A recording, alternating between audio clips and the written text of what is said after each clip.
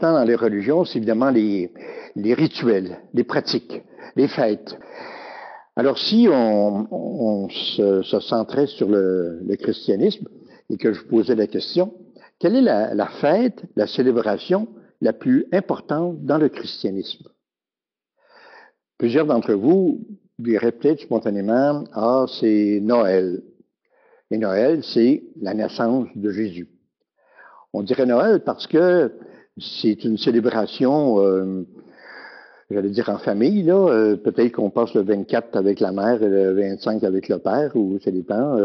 Mais dans notre génération, c'était la fête la plus importante, la fête familiale la plus importante. Est-ce que c'est la fête la plus importante au plan de la doctrine? Non.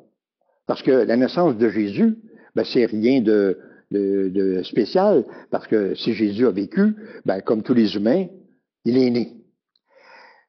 Le dogme central dans le christianisme, ce n'est pas la naissance de Jésus, c'est sa résurrection. Il est mort, comme tous les humains, mais il est ressuscité. Et Pâques, qui en hébreu se prononce Passa, est la fête du passage. Dans le cas de Jésus, ben, on croit que Jésus est ressuscité, donc il est passé de la mort à la vie. C'est tout le grand symbole de la fête de Pâques. Le passage de la mort à la vie. Ça revient souvent dans les évangiles. Jésus dit, je donne la vie à ceux qui ne l'ont pas, mais c'est une vie au sens très symbolique souvent, parce que si on est dans l'erreur, ben on est dans l'obscurité et on n'a pas accès à la vie. Et ici, il faut toujours comprendre un peu qu'il y a la vie sur terre, mais il y a la vie éternelle.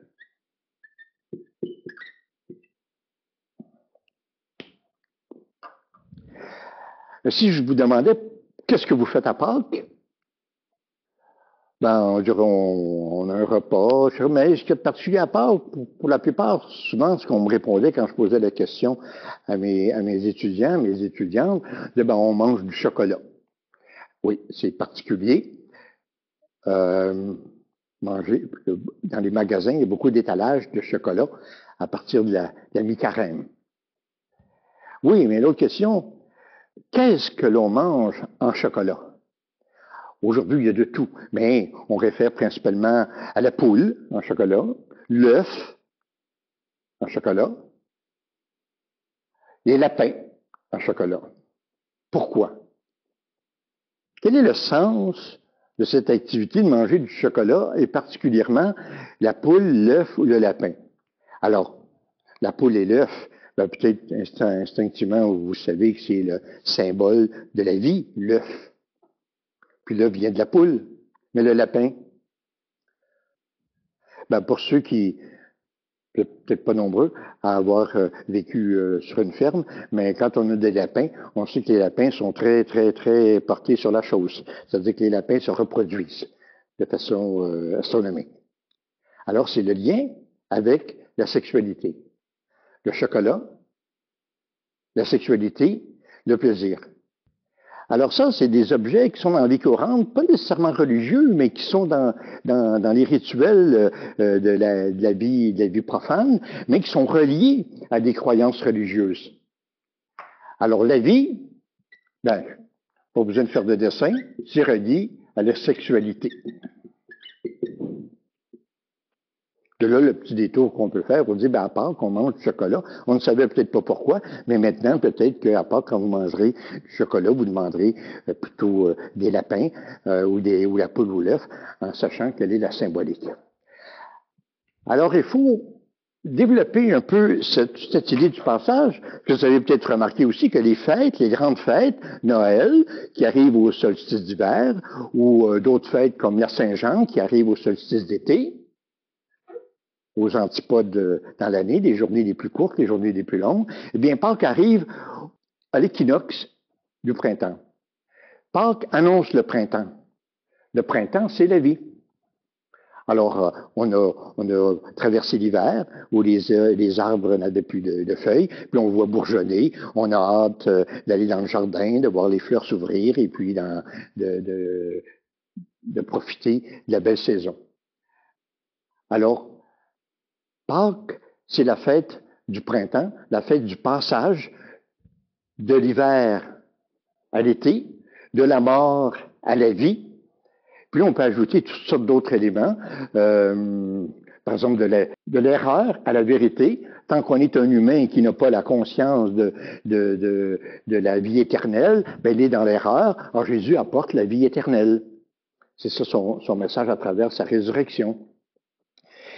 C'est donc la grande fête de la libération. S'il y a une valeur centrale dans ce dogme, dans cette célébration, c'est la libération. Libération du péché, de l'erreur, de l'humanité pour accéder à un niveau spirituel plus élevé. Et comme dans le christianisme, toutes les célébrations ont des relations avec le judaïsme, qui est la religion qui l'a précédé, avec les mêmes croyances centrales, dont le monothéisme, ben on peut parler aussi parce que les Juifs célèbrent Pâques, mais ils ne célèbrent pas la résurrection de Jésus. Les Juifs attendent le Messie. Alors quand c'est la Pâque juive, à quoi réfère-t-il? Ben, il réfère à leur libération, quand les Hébreux sont sortis d'Égypte pour aller en terre promise. C'est en même temps, dans ce passage, cette libération qui dure 40 ans, une période de purification, c'est le passage pour les Hébreux on revient à des éléments qu'on a vus, du polythéisme au monothéisme.